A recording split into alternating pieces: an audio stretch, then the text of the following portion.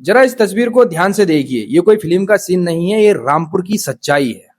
एक गंभीर मरीज बाइक के ठेले पर लगभग 15 किलोमीटर का सफर तय करके जिला अस्पताल पहुंचता है, लेकिन अस्पताल पहुंचने के सिर्फ 10 मिनट बाद ही उसकी इलाज की उम्मीद टूट जाती है। आखिर क्यों? क्या जिला अस्पताल में एक गंभीर मरीज की जान बचाने की व्यवस्था तक नहीं है? आइए जानते हैं पूरी खबर। रामपुर के शहजादनगर क्षेत्र के खाता चिंतामन गांव के रहने वाले 40 वर्षीय अमर सिंह की अचानक तबीयत बिगड़ जाती है। परिवार पहले से ही आर्थिक तंगी से जूझ रहा था। घर में इतने पैसे भी नहीं थे कि एम्बुलेंस बुला सकें।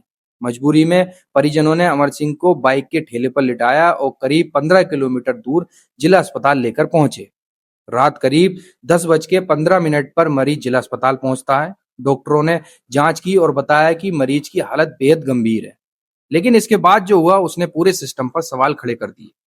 अस्पताल में वेंटिलेटर उपलब्ध नहीं था, इसलिए मरीज को करीब 10 मिनट के भीतर ही हायर सेंटर रेफर कर दिया गया। हाथ खड़े कर दिए, हमारे बस की नहीं, उन्होंने रेफर लिख दिया। क्या लिखा है कि हमारे पास वेंटिलेटर व्यवस्था नहीं है, इनका इलाज होगा वेंटिलेटर के थ्रू होगा।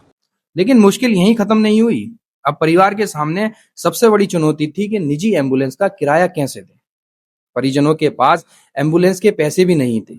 मजबूर होकर उन्होंने रिश्तेदारों और गांव वालों से मदद मांगी। ग्रामीणों ने चंदा इकट्ठा किया, तब जाकर निजी एम्बुलेंस की व्यवस्था हो सकी और मरीज को हायर सेंटर भेजा गया। मरीज की पत्नी रेखा का कहना है कि परिवार पहले से इलाज में टूट चुका है। उन्होंने बताया कि काला पीलिया के इलाज में परिवार की 2 बीघे जमीन भी बिक चुकी है। अब हालात ऐसे हो गए हैं कि एम्बुलेंस का किराया देना भी बहुत मुश्किल हो गया है।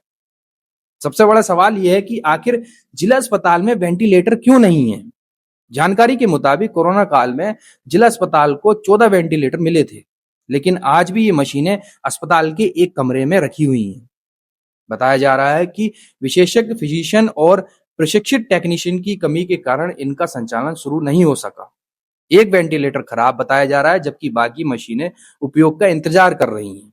यानी करोड़ों रुपए की मशीनें मौजूद हैं, लेकिन स्टाफ न होने की वजह से गंभीर मरीजों का इलाज नहीं हो पा रहा है और उन्हें लगातार हायर सेंटर भेजा जा रहा है। इस मामले में सीएमएस डॉक्टर बीसी सक्सेना का कहना है कि गंभीर मरीजों को उपलब्ध संसाधनों के अनुसार प्राथमिक उपचार दिया जाता है। यदि विशेष सुविधा की जरूरत होती है तो उन्हें चिकित्सीय निर्णय के आधार पर हायर सेंटर रेफर किया जाता है। उनका यह भी कहना है कि वेंटिलेटर चलाने के लिए प्रशिक्षित स्टाफ की आवश्यकता है और शासन से स्टाफ उपलब्ध कराने की मांग की गई है। ये कहानी सिर्फ अमर सिंह की नहीं है, ये उन हजारों गरीब परिवारों की कहानी है जो बीमारी से पहले गरीबी से लड़ते हैं और इलाज के दौरान व्यवस्था से।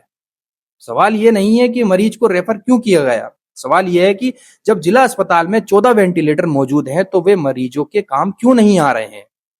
क्या सिर्फ मशीनें खरीद लेना ही स्वास्थ्य व्यवस्था को बेहतर बनाता है, या उन्हें चलाने के लिए स्टाफ भी उतना ही जरूरी है जितने की मशीनें? आप इस पूरे मामले पर क्या सोचते हैं? अपनी राय कमेंट्स बॉक्स में जरूर बताइए। अगर आपको लगता है कि ऐसी खबरें लोगों तक पहुंचनी चाहिए और व्यवस्था तक आवाज पहुंचनी चाहिए तो इस वीडियो को ज्यादा से ज्यादा शेयर जरूर करें। Thank you so much.